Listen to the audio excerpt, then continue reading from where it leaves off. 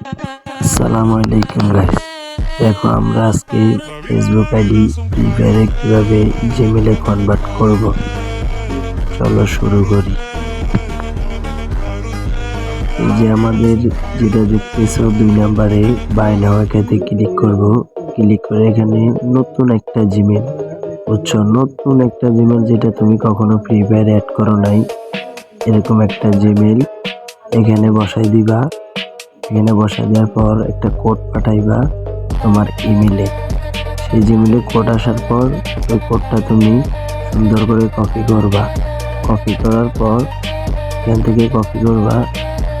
Copy করার পরে free fire ID ওই জায়গায় যে জায়গায় কোডটা লাগবে ওই জায়গায় বসাইবা।